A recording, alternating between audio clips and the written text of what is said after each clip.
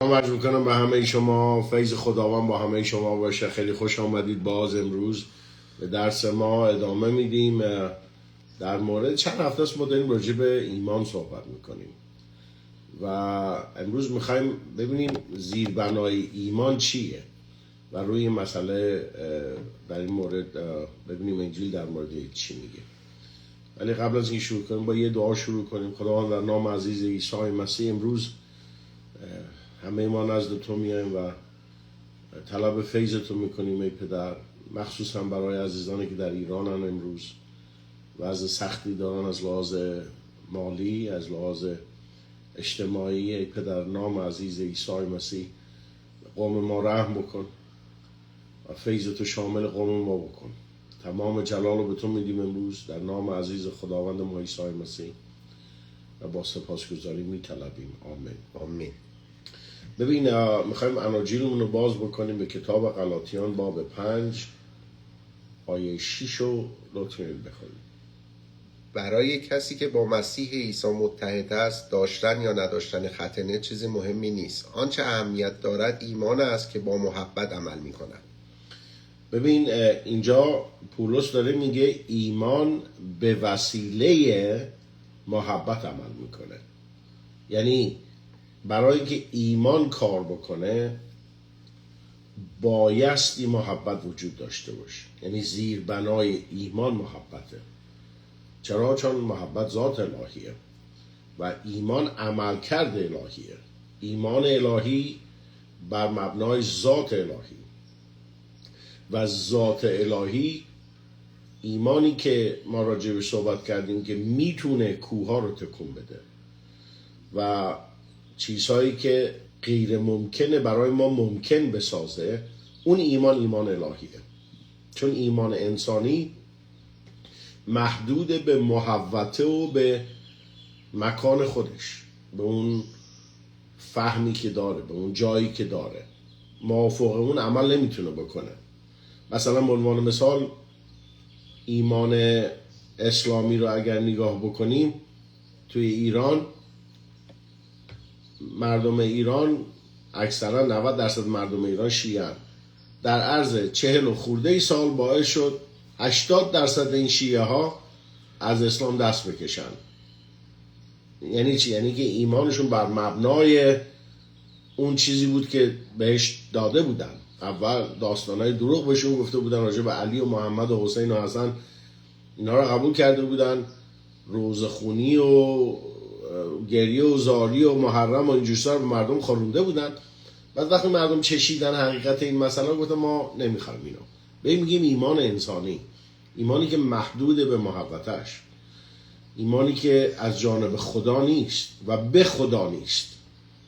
چون ایمان الهی ابدیه، ایمان الهی ذات خداست، عملکرد خدا در تمام خلقته. اینجا میگه خدا همه چی رو با کلامش ساخت به وسیله ایمان. خدای ایمانه. اینه که برای اینکه این ایمان، این نوع ایمان کار بکنه و این ایمان رو همه اونهایی که مسیح به عنوان خداوند قبول کردن همه اینو دارن. همه این از افرادی که تولد دوباره دارن ایمان الهی درشون وجود داره.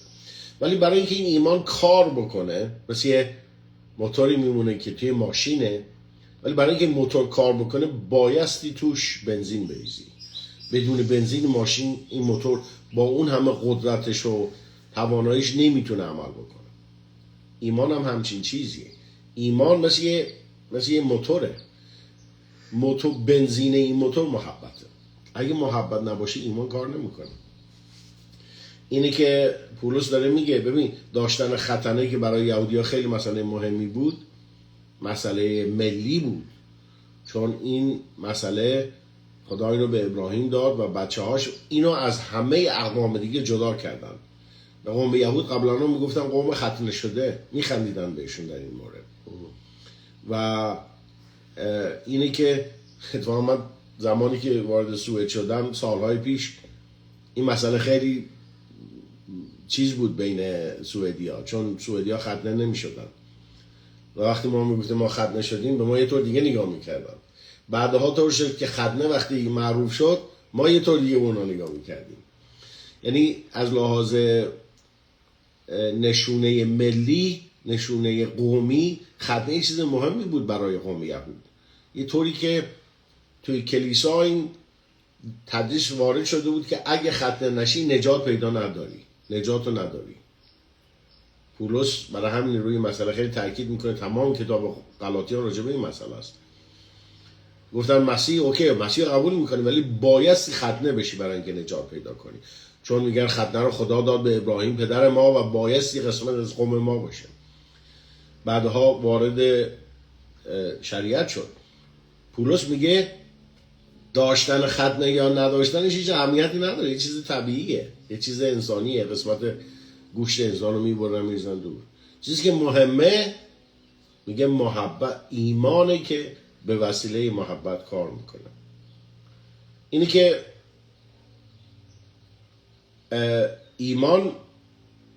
ایمان ذات الهیه. بیارید اول یوحنا باب 4، اول یوحنا باب 4 آیه 8.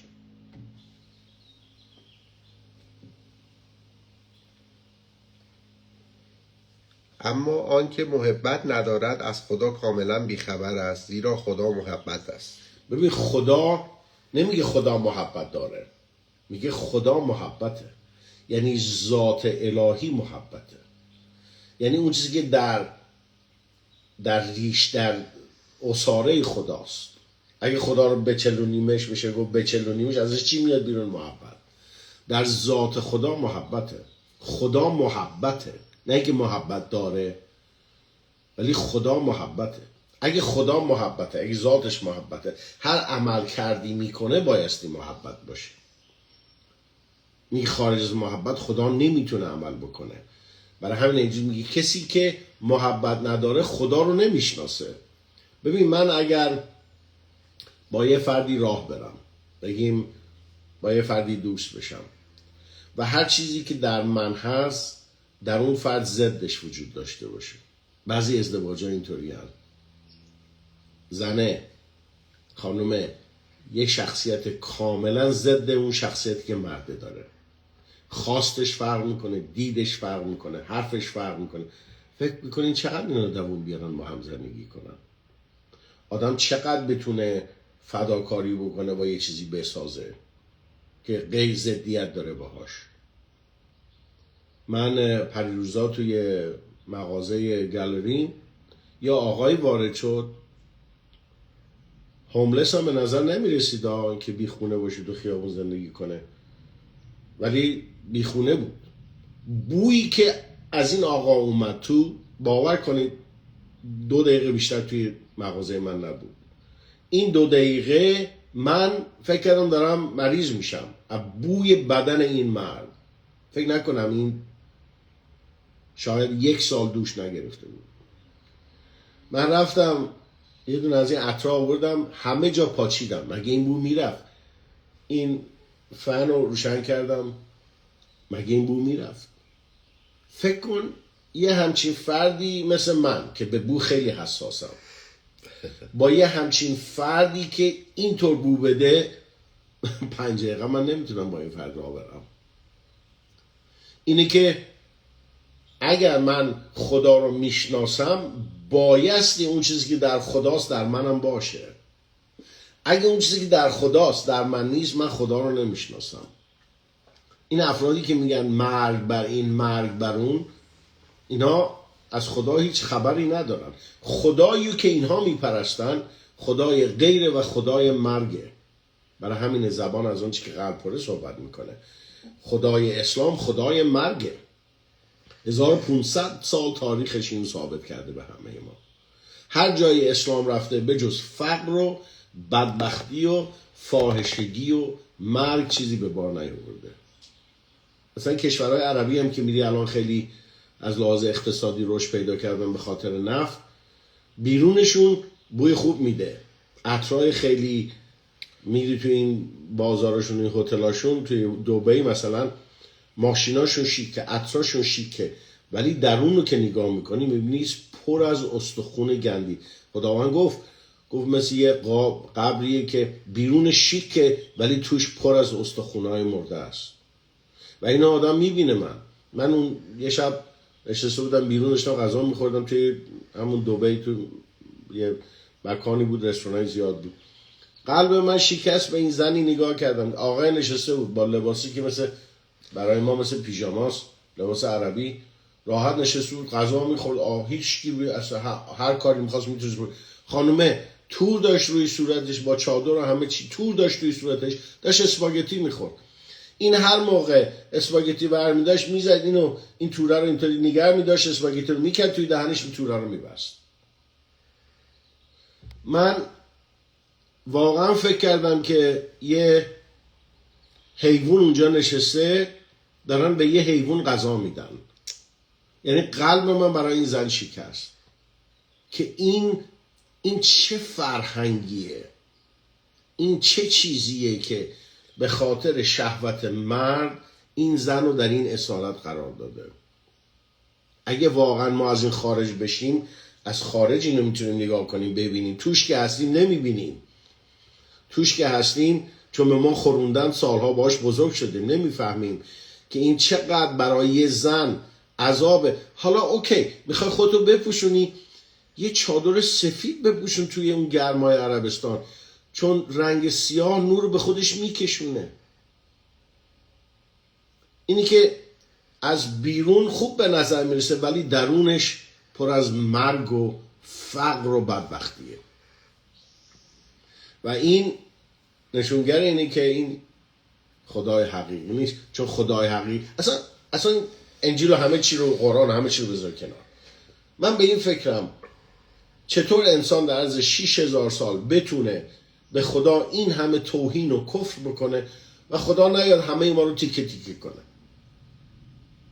اصلا توی خود این باید ثابت بکنه که این همه افرادی که ضد خدا امروز ضد خدا کفر میگن، خدا بایستی محبت باشه که با اینا صبوره. اگه یکی بیاد توی صورت من وایسه و شروع کنه به من فوش دادن، با تمام خوبیایی که توی من وجود داره یه مشت میزنم تویش، دماغش، این دهنشو ببندم. چطور امکان داره یک کسی در این همه سال به خدا توهین بکنه و خدا کاری نکنه؟ این نشونگر اینه که خدا محبت. خدا بایستی محبت باشه وگرنه این خلقت وجود خارجی نمی داشت. اینه که برای اینکه من با خدا راه برم، باز گفتم ایمان راه رفتن با خداست. اگه من با خدا راه میرم بایستی اون چیزی که در خداست در منم باشه. اینه که ذات الهی محبت، خلقت از محبت خلق شد، نجات از محبت خلق شد، به وجود اومد. صلیب مسیح صلیب محبته. اینجوری میگه زمانی که ما دشمن خدا بودیم، رومیان باب 5، خدا با مرگ پسر خیش دشمنی ما رو به دوستی تبدیل کرد. خدا بزرگترین قربانی و زمانی که ما دشمنش بودیم به ما داد. حالا که دوستشیم، حالا که فرزندشیم، ببین انجیل میگه هیچ چیزی رو از ما دریغ نمیبره. اینه که هر کاری که خدا میکنه، حتی وقتی ما رو تعذیب میکنه، تعذیبش از محبته. ببینید عبرانیان باب 12 6. زیرا خداوند هر که را دوست دارد تعذیب میکند و هر که را به فرزندی میپذیرد تنبیه مینماید. اینه که حتی تعذیبش از محبته. من بچه‌مو که پسرم کوچیک که بود، خیلی شلوغ بود، بعضی موقع یه دونه در کونی درش میزدم، بهش میگفتم ببین درد من از درد تو بیشتره که این کارو دارم میکنم. گریه کی میکرد دل من میشکست براش، ولی واسه تعذیبش میکردم. این تعذیب از روی تنفر و مرگ و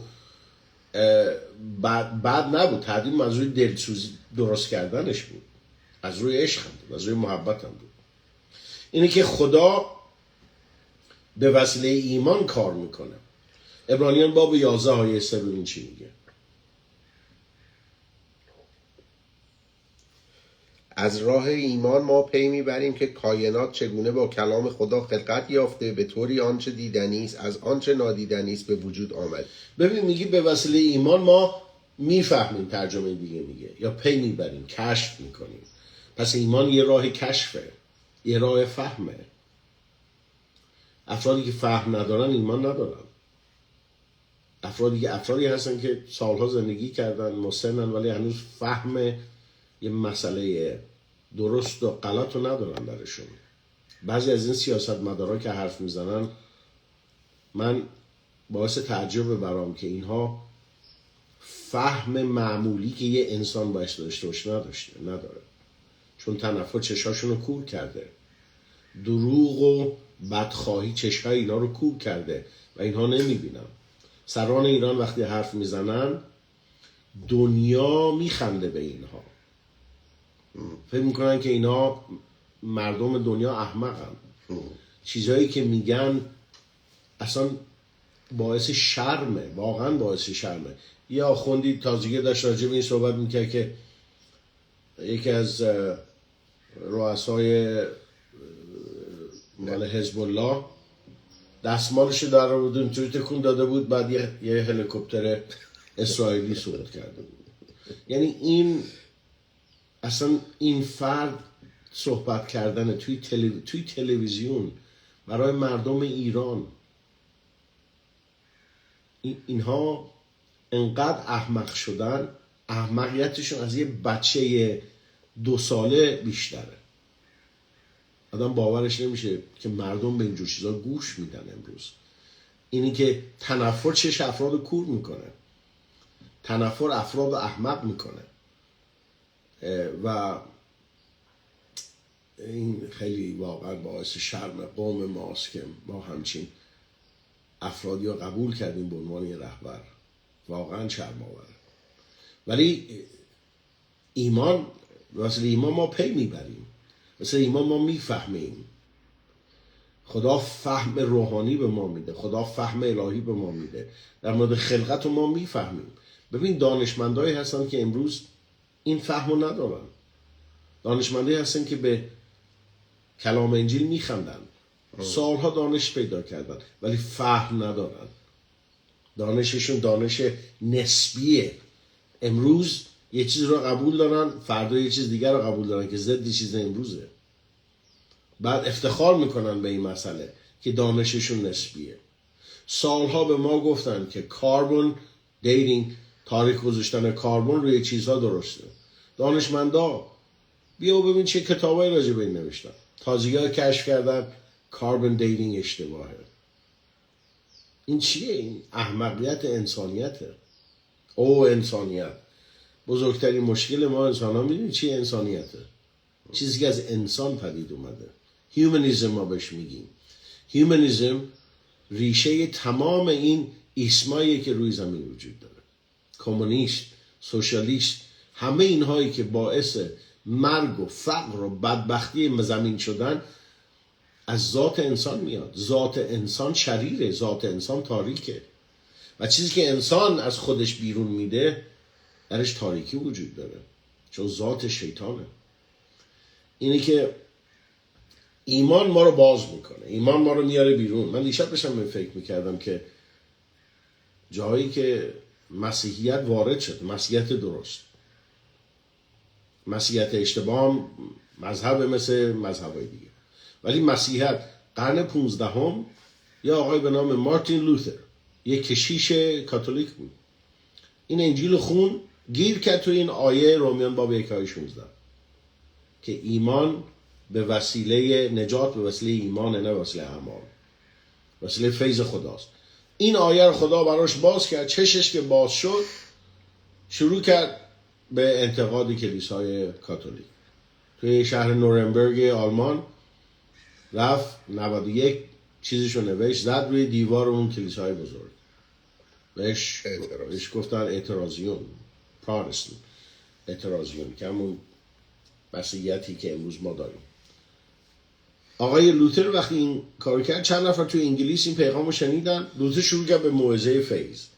چند نفر توی انگلیس اینو شنیدن، اونا شروع کردن، این فهم بهشون داده شد، شروع کردن به موعظه. انجیل پخش شد، چون اون زمان کاتولیکا کشیشاشو وقتی موعظه میکردن مردم عادی نمیفهمیدن چی میگن، به زبان لاتین حرف میزدن. اصلا مردم مذهبی بودن، هیچی، دنیای تاریکی بود در اون زمان. مسیحیت تاریک شده بود. وقتی آقای لوتر شروع کرد به موعظه و موعظه‌گرایی شروع کردن، اینا دیدن و شنیدن و فهمیدن و موعظه‌اش، قرن 15 انجیل پخش شد توی اروپا. 100 سال بعدش قرن 16 ما انقلاب صنعتی توی اروپا داشتیم که الان زیربنای این مدرنیزه شدن دنیای غربه. از چی اومد؟ از باز شدن فکر افرادی که کلامو شنیدن.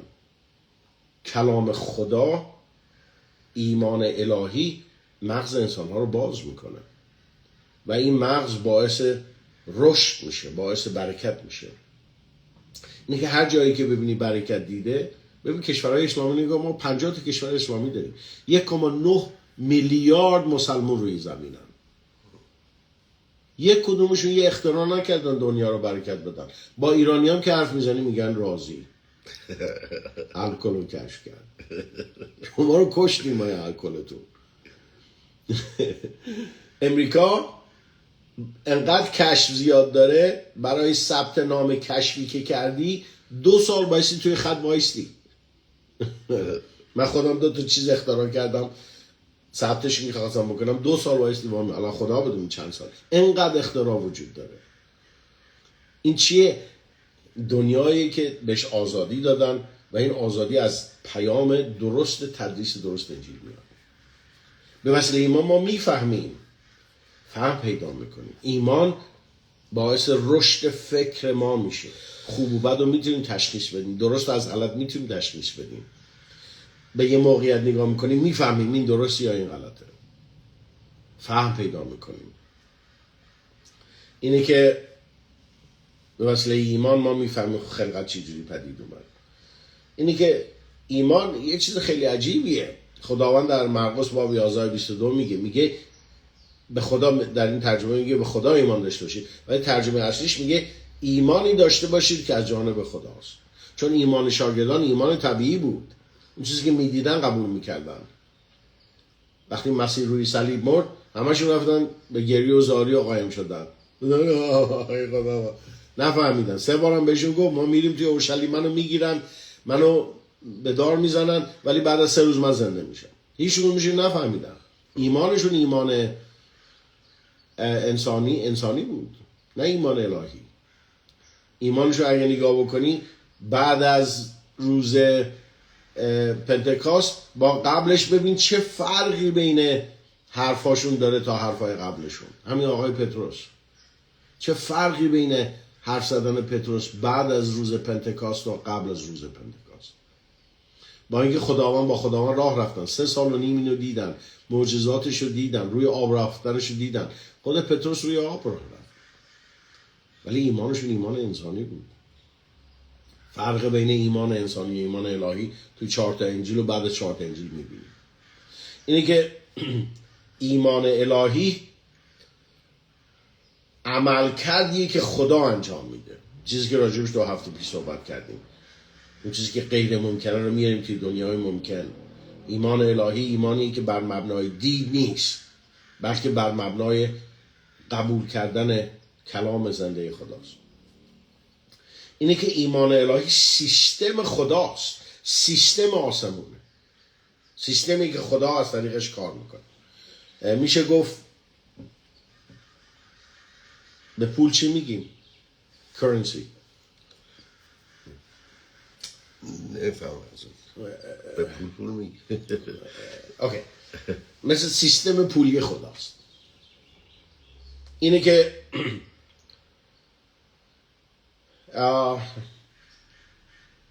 و خارج از محبت این ایمان کار نمیکنه. چرا جواب دعا نمیگیریم؟ خارج از محبته. چرا هی حرف میزنیم خدا نمیشنوه؟ خارج از محبت. میشه گفت محبت خاکی که ایمان درش رشد پیدا میکنه. محبت در قلبی که پر از محبته، ایمان در قلبی که پر از محبته کار میکنه. و محبت ترس از بین میبره. یکی از بزرگترین مشکلات مانعهای ایمان میدونید چیه؟ ترسه. دکتر بهت میگه در حال مرگی میترسی، همزمان میخوای ایمان بیاری، همزمان میخوای ایمان داشته باشی که از زخمای من شفا پیدا کردم. این ترس جلوی عملکرد ایمانتو میگیره. ترس از چیه؟ کمبود محبت. چون کسی که میترسه در انتظار مجازاته. ترس یعنی انتظار مجازات. من اگه شب توی خیابون راه برم، یکی پشت سرم راه بیاد توی محله بعد، ترس منو میگیره. ولی اگه همون منطقه من راه برم کسی نباشه، ترس منو نمیگیره. چرا میترسم؟ چون دارم این امکانو میدم یکی به من صدمه بزنه. پس ترس انتظار مجازاته. من از یه پله راه میرم میگم اوه سوار هواپیما میشم، میترسم. چرا میترسی؟ چون میترسی هواپیما سقوط بکنه. انتظار داری که این هواپیما سقوط بکنه تو بمیری. از سگ چرا میترسی؟ چون میترسی بهت حمله بکنه، گازت بگیره. پس ترس انتظار مجازاته. و ترس چرا عمل کرد داره؟ چون محبت نیست. میگه اگه میترسی کمبود محبته، کمبود اعتماد به خداست. ببین اول یوحنا باب 4:18 چی میگه؟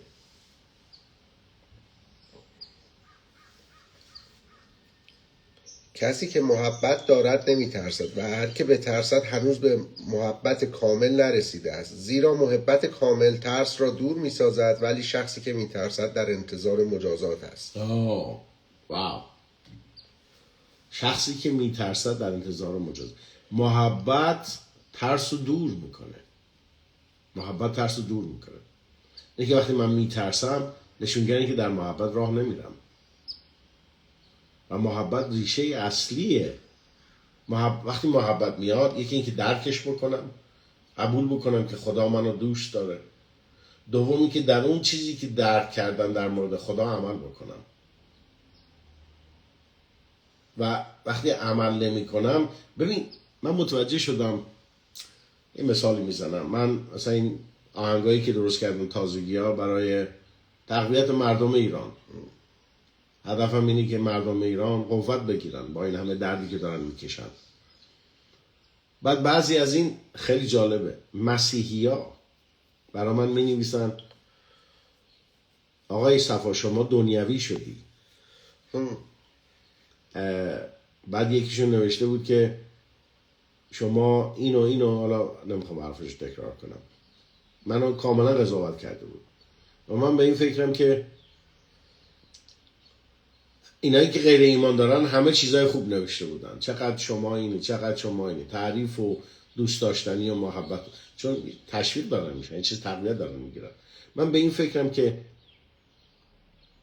چقدر در قلب ما باز کدورت باشه که ما یکی رو به خاطر یه آهنگ زیبا محکومش کنیم. این غیر ممکنه در محبت بتونه راه بره اینطور که با من حرف میزنه. اگه با من اینطور رفتار میکنه، ببین با مردم عادی چی بگه، ببین با خانواده‌اش چجوری قضاوتشون کنه. این نشونگری چیه؟ نشونگری این فرد در محبت راه نمیره. چون محبت همه چیز رو مثبت رو میبینه، نه چیز منفی. محبت مثبته. ببین هر چی خدا خلق کرده برای جلالشه. ما 7 نوت توی موزیک داریم. 7 نوت. خدا به ما 7 نوت داده توی دنیای موزیک. توی این 7 نوت ما میلیون ها آهنگ ازش ساختیم. این 7 نوتی که داده خدا داده به ما. خدا خلق کرده این 7 نوتو. 8 تا نداریم ما. 9 تا نوت نداریم ما. 6 تا نداریم. 10 تا نداریم ما. که بگیم این کشور 10 تا نوت داره، ما 7 تا نوت وجود داره. این 7 تا نوت از جانب خداست. اینی که انجیل میگه هر چیزی که نفس داره واسه خدا رو جلال بده. حالا شما آهنگ میخونی برای مثلا حسن و حسین و علی و میگن دنیوی شده، ولی یه کسی که آهنگ خونه به عنوان مثال، یه کسی که موزیسینه، یه شغلشه براش، موزیک میزنه، شغلش اینه، این چیز بهش داده شده، تو اینم رشد پیدا کرده. چه فرقی بین این فرد داره یا یه کسی که توی مغازه‌ای غذا میفروشه؟ اونم شغلشه. توی اون مغازه غذایی میفروشه که میتونه باعث سم بدن یکی بشه. یه چیزایی میتونم مردم بخرن بخورن که باعث دردسر میشه.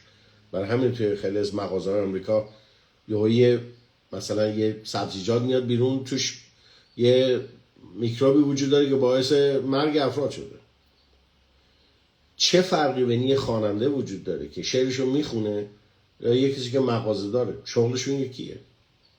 حالا یکی این مغازه رو باز میکنه برای جلال خدا، یکی مغازه رو میذاره برای جلال خودش.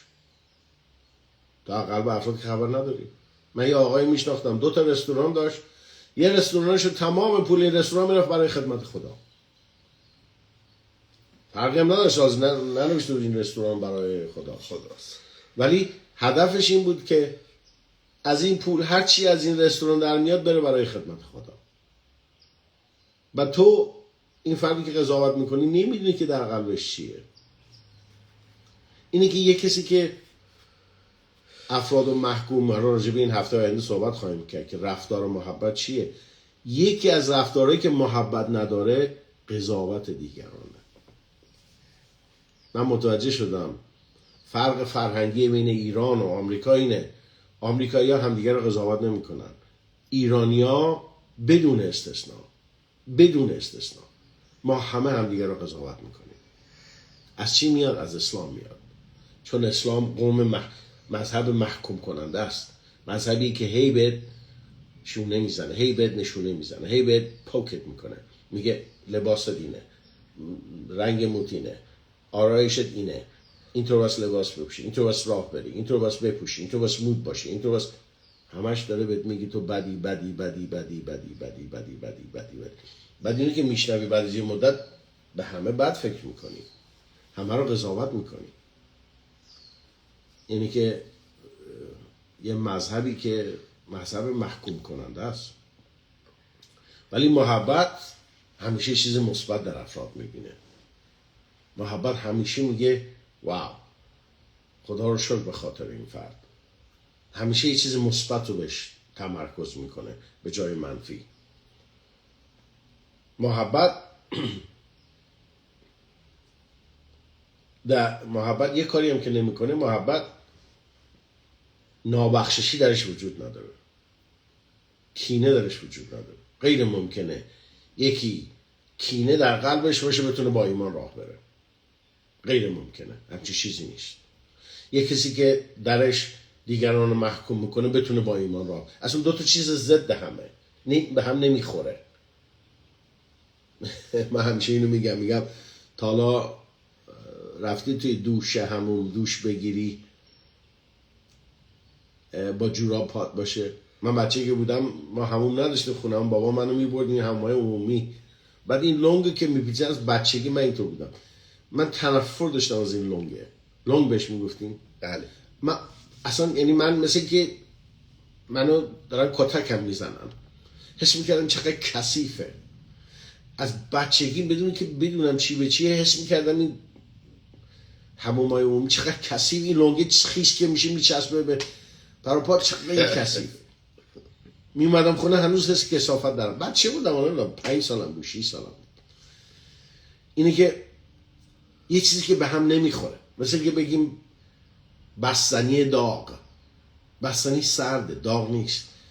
ما بهشیم اکسیمورون به انگلیسی، یعنی یه چیزی که ضدیت داره با هم. تو نمیتونه در قلبت کینه باشه همزمان با ایمان راه بری. تو نمیتونه در قلبت نابخششی نسبت به دیگران باشه همزمان با ایمان راه بری. غیر ممکنه. همچین چیزی نیست. چون ایمان از محبته. هرچی محبت قوی تر باشه ایمان قوی تره. میخوای معجزه ببینی؟ در محبت راه برو. هرچی ایمان قوی تره محبت قوی تره در یه فرد. من افرادی که متوجه شدم محبت خیلی عظیمی دارن، اینا عجیب خدا ازشون استفاده میکنه.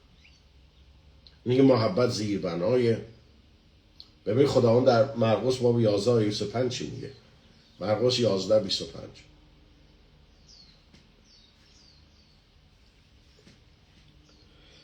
وقتی برای دعا می ایستید اگر کسی شکایت دارید او را ببخشید تا پدر آسمانی شما هم خطاهای شما را ببخشد. میگه اگه از کسی شکایت دارید وقتی در دعا می ایستید او را ببخشید. حالا چون خداوند در زمان هنوز در عهد عتیق بود شرط گذاشت، زیر شریعت بود، گفت اگه میخوایم بخشیده بشین بایستی ببخشید. ولی این عوض شد، چون پولس میگه در افسوسیان باب 4 آیه 25 میگه که همونطور خدا شما را در مسیح بخشیده است، عمل انجام شد، شما هم دیگران را ببخشید. ولی میگه وقتی در دعا می ایستی نذار توی قلبت کینه وجود داشته باشه. یعنی چی؟ کینه در قلب ضدیت داره با دعا، ضدیت داره با ایمان، جلوی ایمان رو میگیره. مثل که شما میخوای وارد خونه بشی ولی در بسته است، بدون در بسته است نمیتونی وارد بشی. میخوای با ایمان راه بری که قلبت نسبت به یکی کینه داری، این عمل نمیشه.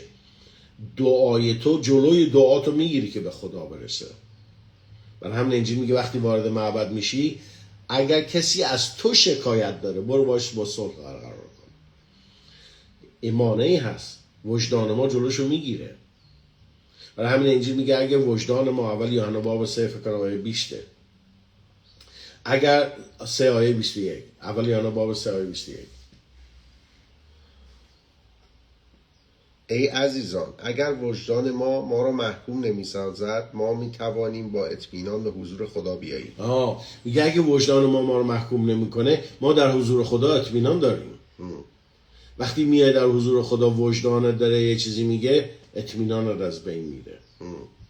تا شده با یکی دعوا کنی یا یه گناهی بکنی بعد بیای توی دعا و تمام فکرت برمیگرده به اون کاری که کردی، به اون حرفی که زدی.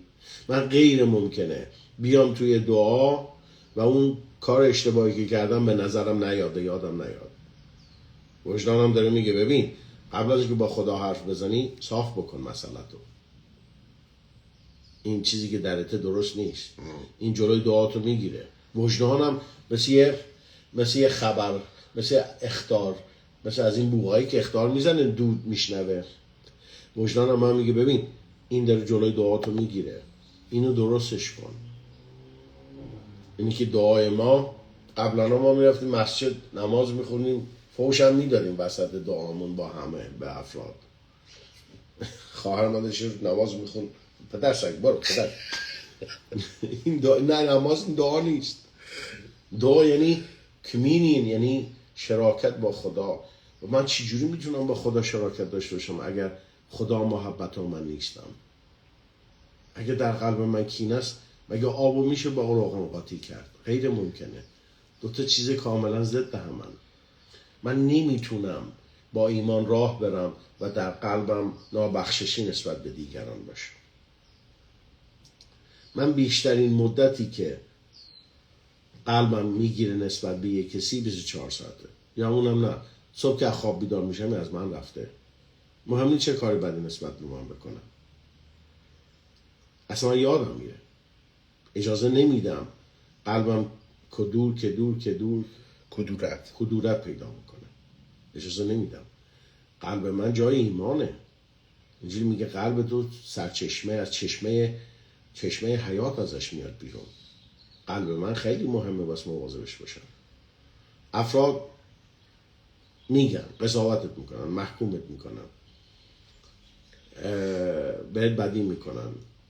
مهم نیست. افرادی که نمیشه عوض کرد، ولی منو میتونم عوض کنم. من جلوی اونو میتونم بگیرم.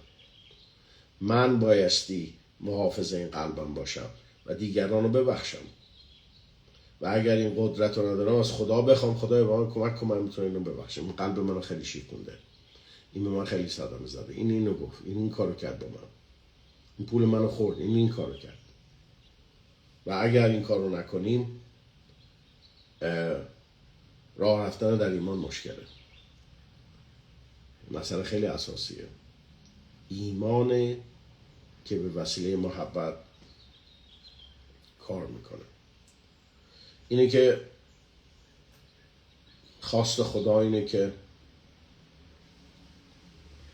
من با ایمان راه برم و بدون ایمان محال است انسان خدا رو خوش میکنه و بدون محبت محال است انسان با ایمان راه برم. اینه که انجیل میگه 3 چیز باقی میمونه: محبت، ایمان، امید. ولی بزرگتر از اینها چیه؟ محبت ذات خداست.